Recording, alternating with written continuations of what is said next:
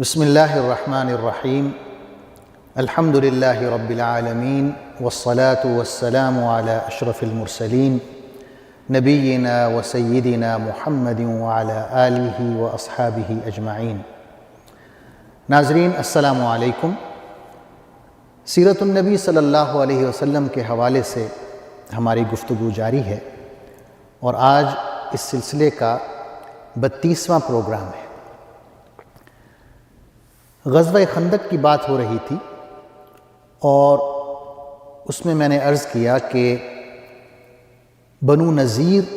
جو یہودیوں کا قبیلہ تھا جسے مدینہ سے نکال دیا گیا تھا، اس کا جو سردار ہے حیی بن اخطب، جو پورے غزوہ خندق کا ذمہ دار ہے، جو خیبر کے یہودیوں کو ساتھ لے کے مکہ گیا اور پھر وہاں سے قریش کو مدینہ پر حملہ کرنے پر آمادہ کیا، پھر غطفان گیا جو عربوں کا ایک بہت بڑا قبیلہ ہے، انہیں آمادہ کیا۔ تو جب یہ مدینہ پہنچتے ہیں اور خندق دیکھتے ہیں اور محاصرہ شروع ہو جاتا ہے تو یہ ایک اور حرکت کرتا ہے حیی بن اخطب۔ یہ مدینہ کے جو باقی ماندہ یہودی ہیں قبیلہ بنو قریظہ کی شکل میں، ان کے پاس جاتا ہے، بنو قریظہ کے سردار کعب بن اسد سے ملتا ہے اور اسے اکساتا ہے کہ وہ رسول اللہ صلی اللہ علیہ وسلم کے ساتھ کیا ہوا جو معاہدہ ہے دستور مدینہ کی شکل میں، اس معاہدے کو توڑ دے، غداری کرے اور مسلمانوں پر اندر سے حملہ کر دے۔ یعنی باہر سے تو دشمن کی فوجیں کھڑی ہوئی ہیں، قریش کی فوجیں ہیں، غطفان کی فوجیں ہیں اور دیگر قبائل جو اکٹھے ہو کر آئے ہیں ان دو بڑے قبیلوں کے ساتھ، انہیں صحابہ کرام نے خندق کے ذریعے روکا ہوا ہے، لیکن وہ اپنی پشت کو محفوظ سمجھ رہے ہیں جنوب کی طرف جہاں پہ کھجوروں کے باغات ہیں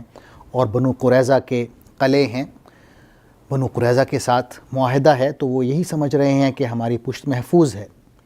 لیکن یہ جو شخص ہے بنو نذیر کا سردار حیی بن اخطب، یہ بنو قریظہ کے سردار کو آمادہ کرنے میں کامیاب ہو جاتا ہے۔ کعب بن اسد اس کی بات مان لیتا ہے اور رسول اللہ صلی اللہ علیہ وسلم کے ساتھ کیا ہوا معاہدہ توڑ دیتا ہے، اس امید پر کہ یہ جو قریش کا اور غطفان کا اتنا بڑا لشکر آ گیا ہے 10,000 کی شکل میں، یہ سب مدینہ پر حملہ کریں گے باہر سے اور ہم لوگ اندر سے حملہ کریں گے اور اسلامی ریاست کو ہم ختم کر دیں گے۔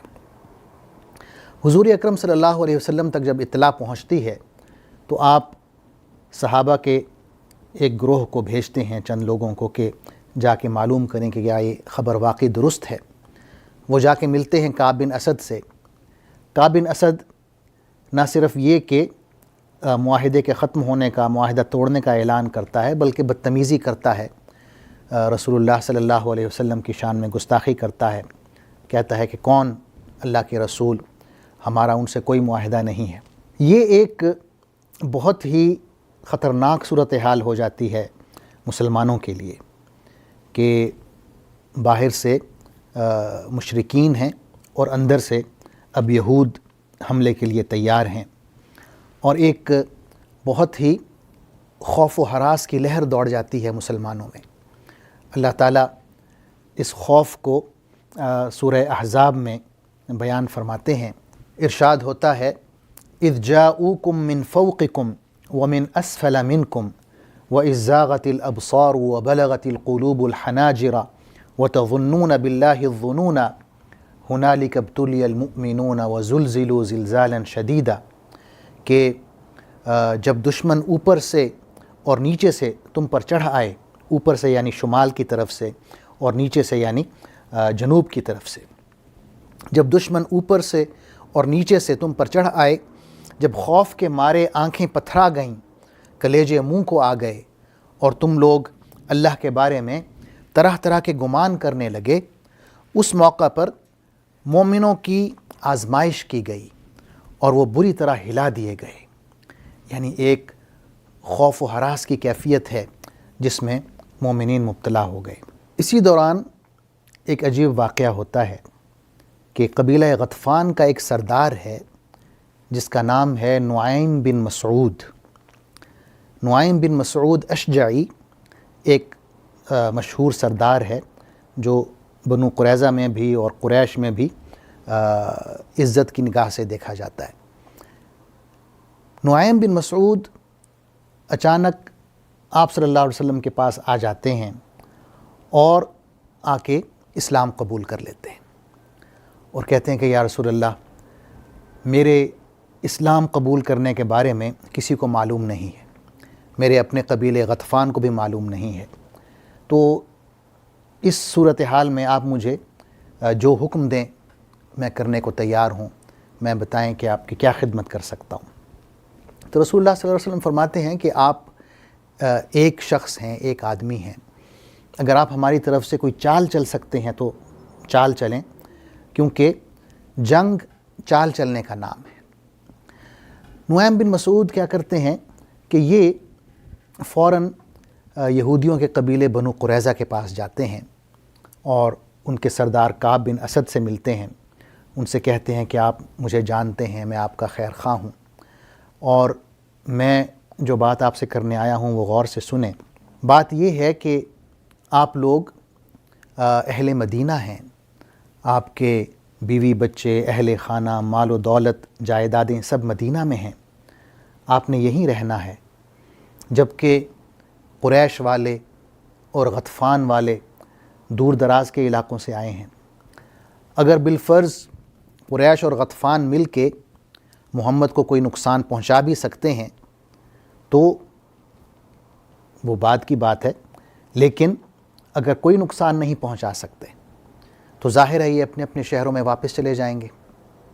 اور محفوظ ہو جائیں گے، لیکن تم لوگوں نے یہیں پہ رہنا ہے مدینہ میں، اور تم لوگوں نے غداری کی ہے اور اس غداری کی بنا پہ محمد تم سے انتقام لیں گے۔ تو یہود یہ سن کے پریشان ہو جاتے ہیں، وہ کہتے ہیں کہ اے نعیم بتائیے کہ ہم کیا کریں، کیا حل ہے؟ تو نعیم بن مسعود کہتے ہیں کہ آپ یوں کریں کہ قریش والوں سے اور غطفان والوں سے یوں کہیں کہ ہمیں آپ اپنے کچھ آدمی دیں جو ہم بطور رہن کے اپنے پاس رکھنا چاہتے ہیں، جب تک آپ یہ لوگ ہمیں نہیں دیتے ہم آپ کے ساتھ شامل ہو کر جنگ نہیں کریں گے۔ تو یہودی کہتے ہیں کہ یہ تو بہت اچھا مشورہ ہے۔ اس کے بعد نعیم بن مسعود قریش کے سرداروں سے جا کے ملتے ہیں اور ان سے یہ کہتے ہیں کہ یہودی جو ہیں وہ اپنے کیے پہ شرمندہ ہیں اور وہ محمد سے معافیاں مانگ رہے ہیں کہ انہوں نے معاہدہ توڑا ہے، اور انہوں نے محمد کو یہ بھی یقین دلایا ہے کہ ہم قریش اور غطفان سے ان کے کچھ جوان لیں گے اور آپ کو دے دیں گے تاکہ آپ انہیں قتل کر دیں، اور پھر ہم آپ کے ساتھ مل کے قریش اور غطفان کے ساتھ جنگ کریں گے۔ تو اگر یہودی آپ سے کچھ بندے مانگیں بطور رہن کے تو آپ خبردار رہیں، انہیں ہرگز اپنے لوگ نہ دیں۔ قریش والے شکریہ ادا کرتے ہیں نعیم بن مسعود کا کہ اتنا انہوں نے خیر خواہی کی۔ پھر وہ غطفان کے سرداروں سے جا کے ملتے ہیں، ان سے بھی وہی بات کرتے ہیں جو قریش سے کی کہ بنو قریظہ کے جو یہودی ہیں وہ شرمندہ ہیں، اپنے کیے پہ پشیمان ہیں اور محمد سے صلی اللہ علیہ وسلم معافیاں مانگ رہے ہیں، اور ان سے یہ وعدہ کر رہے ہیں کہ ہم مشرکین میں سے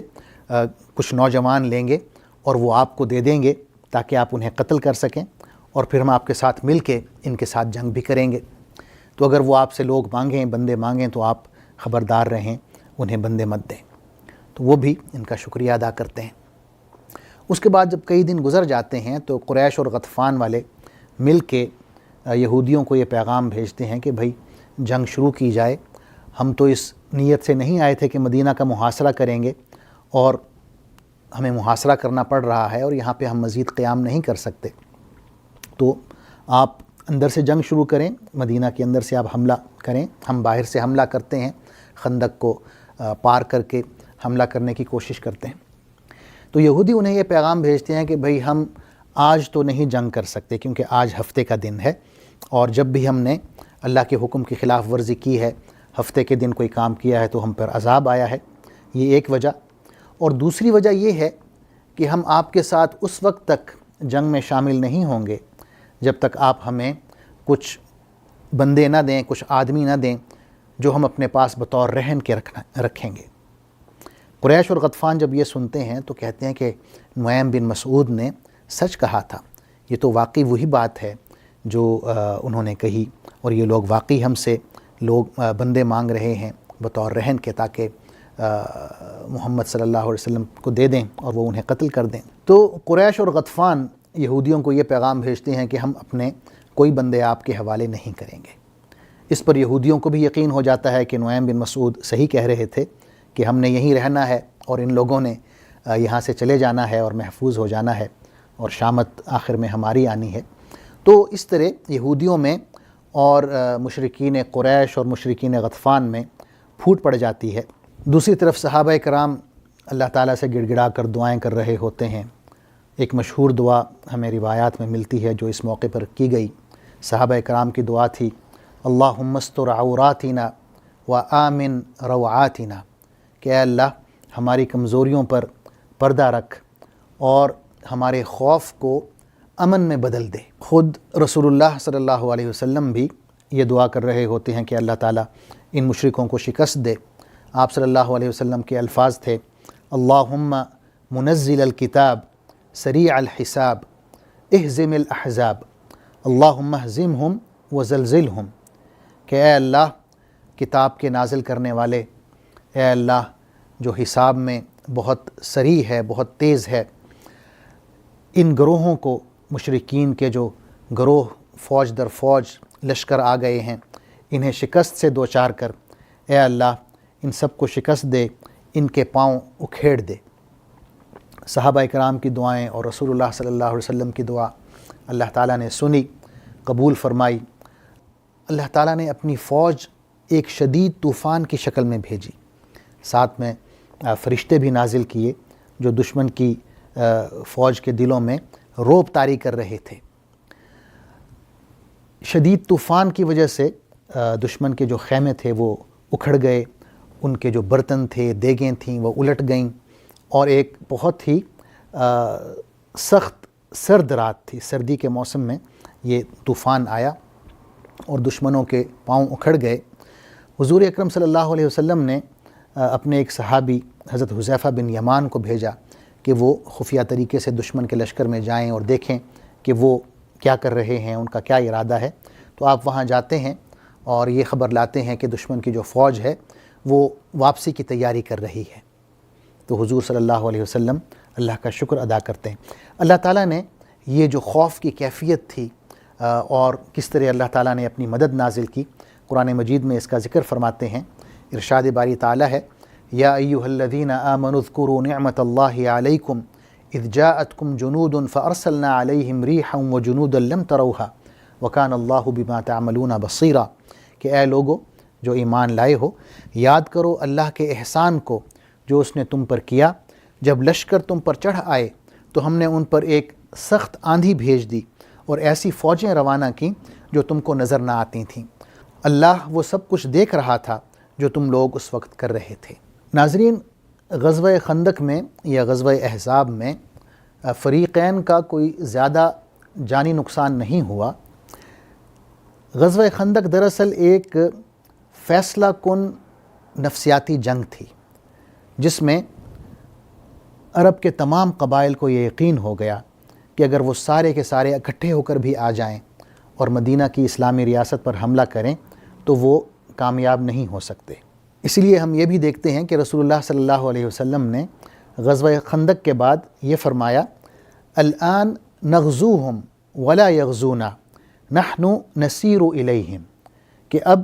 ہم ان پر حملہ کریں گے، یہ ہم پر کبھی حملہ نہیں کر پائیں گے، اب ہم ان کی طرف پیش قدمی کریں گے۔ غزوہ خندق کے بعد رسول اللہ صلی اللہ علیہ وسلم ابھی اپنے گھر واپس پہنچے ہی تھے کہ جبریل امین تشریف لاتے ہیں اور کہتے ہیں کہ اللہ کے رسول، آپ نے اپنا اسلحہ اتار کے رکھ دیا ہے، جبکہ فرشتوں نے تو ابھی اپنا اسلحہ نہیں اتارا۔ آپ فوراً صحابہ کرام کو لیں اور بنو قریظہ کی طرف پیش قدمی کریں۔ بنو قریظہ یہودیوں کا قبیلہ جس نے غداری کی اور مشرکین کا ساتھ دیا۔ تو رسول اللہ صلی اللہ علیہ وسلم فوراً یہ اعلان کرواتے ہیں کہ جو بھی فرما بردار ہے، تابع فرمان ہے، وہ عصر کی نماز بنو قریظہ میں جا کے پڑھے۔ حضور صلی اللہ علیہ وسلم حضرت علی کو جھنڈا عطا فرما کے سب سے آگے آگے روانہ کر دیتے ہیں، خود آپ مہاجرین اور انصار کے لشکر کے ساتھ پیچھے روانہ ہوتے ہیں۔ صحابہ کرام کا وہ گروہ جو حضرت علی رضی اللہ عنہ کے ساتھ روانہ ہوتا ہے، انہیں عصر کی نماز راستے میں ہی مل جاتی ہے۔ تو صحابہ کرام میں کچھ اختلاف ہو جاتا ہے۔ بعض لوگ یہ کہتے ہیں کہ رسول اللہ صلی اللہ علیہ وسلم نے یہ فرمایا تھا کہ عصر کی نماز ہم نے بنو قریظہ میں جا کے پڑھنی ہے، تو لہٰذا ہم عصر کی نماز وہیں جا کے پڑھیں گے۔ تو وہ عصر کی نماز نہیں پڑھتے، عصر قضا ہو جاتی ہے، مغرب کا وقت بھی نکل جاتا ہے۔ جب وہاں پہنچتے ہیں تو عشاء کا ٹائم ہو چکا ہوتا ہے، تو وہ عشاء کے ساتھ پہلے عصر پڑھتے ہیں، پھر مغرب پڑھتے ہیں، پھر عشاء پڑھتے ہیں۔ بعض صحابہ کہتے ہیں کہ رسول اللہ صلی اللہ علیہ وسلم کا مقصد یہ تھا کہ ہم جتنا جلدی ہو سکے نکلیں، یہ مقصد نہیں تھا کہ ہم عصر کی نماز قضا کریں۔ تو وہ راستے میں ہی پڑھ لیتے ہیں جلدی سے اور پھر اپنا سفر جاری رکھتے ہیں۔ بعد میں جب حضور اکرم صلی اللہ علیہ وسلم کے سامنے یہ بات ہوتی ہے تو آپ فرماتے ہیں کہ دونوں گروہوں نے صحیح کیا، تم دونوں نے میری اتباع کی۔ حضور اکرم صلی اللہ علیہ وسلم جب لشکر لے کے بنو قریظہ پہنچتے ہیں تو تمام صحابہ کی تعداد تقریباً 3000 کے لگ بھگ ہوتی ہے۔ اس میں 30 گھڑ سوار ہوتے ہیں۔ آپ صلی اللہ علیہ وسلم بنو قریظہ کا محاصرہ کر لیتے ہیں۔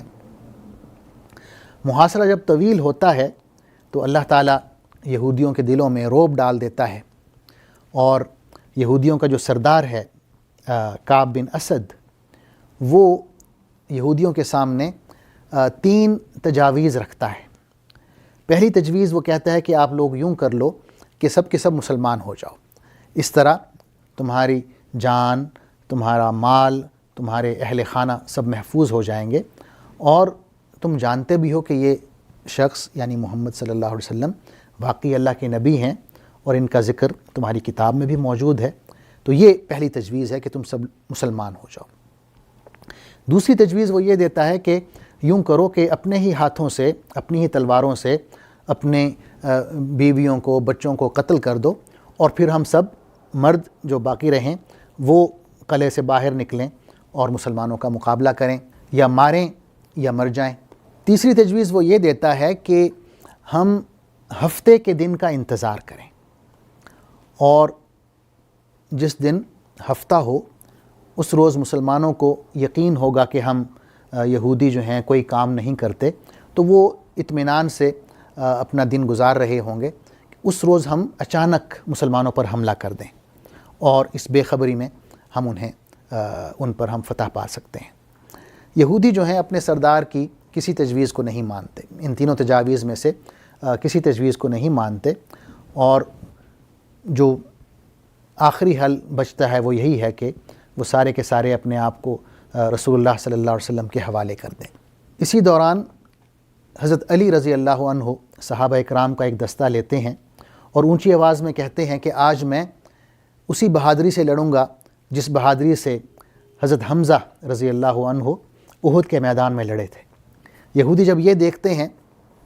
تو باقی ماندہ ہمت بھی ہار جاتے ہیں اور فوراً حضور اکرم صلی اللہ علیہ وسلم کے حوالے اپنے آپ کو کر دیتے ہیں اور اعلان کرتے ہیں کہ ہم نے اپنی شکست تسلیم کی اور ہم قلعے سے باہر آ رہے ہیں۔ ساتھ ہی وہ یہ بھی کہتے ہیں کہ ہمیں ایک صحابی ہیں حضرت ابو لبابہ، ان سے مشورہ کرنے دیں۔ ابو لبابہ رضی اللہ عنہ زمانہ جاہلیت میں ان کے دوست تھے، تو آپ صلی اللہ علیہ وسلم حضرت ابو لبابہ کو ان کے پاس بھیج دیتے ہیں۔ ابو لبابہ کو دیکھ کر ان کی جو عورتیں ہیں، بچے ہیں، وہ سب رونے لگتے ہیں اور پوچھتے ہیں کہ آپ کا کیا مشورہ ہے، کیا ہم اپنے آپ کو رسول اللہ کے حوالے کر دیں، اور اگر ہم اپنے آپ کو ان کے حوالے کرتے ہیں تو ہمارا کیا انجام ہوگا۔ حضرت ابو لبابہ رضی اللہ عنہ دور سے یوں اشارہ کرتے ہیں گردن کی طرف کہ آپ لوگوں کا جو انجام ہے وہ موت ہے۔ بعد میں انہیں یہ احساس ہوتا ہے کہ انہوں نے غلطی کی ہے، انہیں ایسا نہیں کرنا چاہیے تھا۔ تو وہاں سے وہ سیدھا مسجد نبوی آتے ہیں اور اپنے آپ کو مسجد نبوی کے ایک ستون سے باندھ دیتے ہیں اور کہتے ہیں کہ جب تک اللہ تعالیٰ میری توبہ نازل نہیں فرمائیں گے میں یہیں پر بندھا رہوں گا۔ حضور صلی اللہ علیہ وسلم جب دیکھتے ہیں کہ ابو لبابہ نے کافی دیر کر دی ہے اور نہیں آئے، معلوم کرتے ہیں تو یہ بتایا جاتا ہے کہ انہوں نے یہ کیا ہے، تو آپ فرماتے ہیں کہ اگر وہ میرے پاس آتے تو میں ان کے لیے استغفار کرتا، لیکن اب انہوں نے اپنا معاملہ اللہ کے سپرد کر دیا ہے تو میں اللہ کے حکم کا انتظار کروں گا۔ پھر جب یہودی قلعے سے باہر آ جاتے ہیں، اپنے آپ کو رسول اللہ صلی اللہ علیہ وسلم کے حوالے کر دیتے ہیں، تو آپ حکم دیتے ہیں کہ سب کو قید کر لیا جائے۔ انصار جو قبیلہ اوس سے تعلق رکھتے ہیں وہ حضور صلی اللہ علیہ وسلم کے پاس آتے ہیں اور درخواست کرتے ہیں کہ یہ جو یہودی ہیں زمانہ جاہلیت میں ہمارے حلیف تھے، تو ہم آپ سے درخواست کرتے ہیں کہ ان کے ساتھ نرمی کا برتاؤ کیا جائے۔ آپ صلی اللہ علیہ وسلم فرماتے ہیں کہ کیا تم لوگ اس بات پر راضی ہو کہ تم میں سے ہی کوئی شخص ان کا فیصلہ کرے؟ وہ کہتے ہیں کہ اللہ کے رسول ہم راضی ہیں۔ تو آپ فرماتے ہیں کہ حضرت سعد بن معاذ رضی اللہ عنہ جو اوس کے سردار تھے وہ فیصلہ کریں گے۔ حضرت سعد بن معاذ رضی اللہ عنہ زخمی ہوتے ہیں، وہ بھی ان صحابہ میں شامل ہوتے ہیں جو خندق کی حفاظت کر رہے ہوتے ہیں، اور تیروں کے تبادلے میں ایک تیر ان کی کلائی پر لگتا ہے جس سے کلائی کی جو خون کی رگ ہے وہ کٹ جاتی ہے، لیکن اس زخمی حالت میں ہونے کے باوجود آپ آتے ہیں، حضور اکرم صلی اللہ علیہ وسلم صحابہ سے کہتے ہیں کہ اپنے سردار کے لیے کھڑے ہوں، انہیں سواری سے اتاریں اور بٹھائیں۔ اس کے بعد حضرت سعد رضی اللہ عنہ پوچھتے ہیں کہ جو حکم میں دوں گا کیا وہ نافذ العمل ہوگا؟ صحابہ کہتے ہیں کہ ہاں وہ نافذ العمل ہوگا۔ پھر وہ پوچھتے ہیں کہ کیا تمام مسلمان اس حکم کو مانیں گے، اس پر عمل کریں گے؟ سب کہتے ہیں کہ ہاں ہم اس پر عمل کریں گے۔ اس کے بعد وہ پوچھتے ہیں کہ کیا رسول اللہ صلی اللہ علیہ وسلم کو بھی اس حکم پر کوئی اعتراض نہیں ہوگا، کیا وہ بھی اس حکم کو مانیں گے؟ تو رسول اللہ صلی اللہ علیہ وسلم کہتے ہیں کہ ہاں میں بھی اس حکم کو مانوں گا۔ پھر سعد رضی اللہ عنہ کہتے ہیں تو پھر ان یہودیوں کے بارے میں میرا حکم یہ ہے کہ ان کے جو مرد ہیں انہیں قتل کر دیا جائے اور ان کی عورتوں اور بچوں کو غلام بنا لیا جائے اور ان کی جائیداد کو صحابہ میں تقسیم کر دیا جائے۔ رسول اللہ صلی اللہ علیہ وسلم فرماتے ہیں کہ اے سعد، تم نے ان میں وہ فیصلہ دیا ہے جو فیصلہ اللہ نے 7 آسمانوں کے اوپر سے دیا ہے۔ اس طرح یہودیوں کا جو آخری قبیلہ ہے بنو قریظہ اپنے انجام کو پہنچتا ہے۔ تقریباً 600 سے 700 کے قریب مرد ہیں جن کا سر قلم کیا جاتا ہے، اور ان میں بنو نذیر کا سردار حیی بن اخطب بھی شامل ہے، اس کا بھی سر قلم کیا جاتا ہے۔ حضرت سعد بن معاذ رضی اللہ عنہ جو اپنے زخم کی وجہ سے کافی کمزور ہو چکے ہوتے ہیں، ان کے لیے رسول اللہ صلی اللہ علیہ وسلم مسجد نبوی میں ہی ایک خیمہ لگوا دیتے ہیں تاکہ آپ روزانہ ان کی عیادت کر سکیں، لیکن خون بہت زیادہ ضائع ہو جانے کی وجہ سے آپ کی شہادت ہو جاتی ہے۔ آپ کی شہادت پر رسول اللہ صلی اللہ علیہ وسلم فرماتے ہیں، اور یہ بخاری شریف کی حدیث ہے، آپ کا فرمان ہے اہتز عرش الرحمن لموت سعد بن معاذ، کہ سعد بن معاذ کی موت پر اللہ کا عرش ہل گیا ہے۔ دوسری طرف حضرت ابو لبابہ رضی اللہ عنہ جن کے بارے میں میں نے ذکر کیا تھا کہ وہ اپنے آپ کو مسجد نبوی کے ایک ستون سے باندھ دیتے ہیں اور اپنا معاملہ اللہ کے حوالے کر دیتے ہیں، تو وہ تقریباً 6 دن مسجد کے ستون سے بندھے رہتے ہیں۔ نماز کے وقت ان کی بیوی آتی ہیں، انہیں کھولتی ہیں اور وہ وضو وغیرہ کر کے نماز پڑھ لیتے ہیں، انہیں کچھ کھلا پلا دیتی ہیں اسی حالت میں، پھر باندھ دیتی ہیں۔ 6 دن کے بعد حضور اکرم صلی اللہ علیہ وسلم ام المؤمنین حضرت ام سلمہ رضی اللہ عنہ کے گھر میں ہوتے ہیں کہ ابو لبابہ رضی اللہ عنہ کی توبہ نازل ہوتی ہے، تو حضرت ام سلمہ رضی اللہ عنہ مسجد کے دروازے پر آتی ہیں اور فرماتی ہیں کہ اے ابو لبابہ، اللہ نے آپ کی توبہ نازل فرما دی ہے۔ صحابہ اکرام یہ سن کر خوشی سے بھاگتے ہیں ابو لبابہ کی طرف تاکہ انہیں کھولیں، لیکن وہ منع کرتے ہیں انہیں اور کہتے ہیں کہ میں چاہتا ہوں کہ خود رسول اللہ صلی اللہ علیہ وسلم آ کے مجھے کھولیں۔ تو یہ صبح کا وقت ہوتا ہے، فجر کی نماز کا۔ آپ صلی اللہ علیہ وسلم تشریف لاتے ہیں نماز کے لیے اور ابو لبابہ کو کھول دیتے ہیں، اور اس طرح ان کی توبہ جو ہے وہ قبول ہوتی۔ ناظرین، غزوہ خندق کے بعد جو اہم ترین غزوہ ہے وہ غزوہ بنی مصطلق ہے، لیکن غزوہ خندق کے فوراً بعد کچھ اہم واقعات بھی ہوئے جس کا ذکر انشاءاللہ میں اگلے پروگرام میں کروں گا، اور پھر اسی پروگرام میں ہم غزوہ بنی مصطلق کا بھی ذکر کریں گے۔ تب تک کے لیے اجازت دیجیے۔ اللہ حافظ۔ السلام علیکم ورحمۃ اللہ وبرکاتہ۔ اللہم صلی علی سیدنا محمد وعلی آلہ وصحبہ وسلم۔ اللہم صلی علی سیدنا محمد وعلی آلہ وصحبہ وسلم۔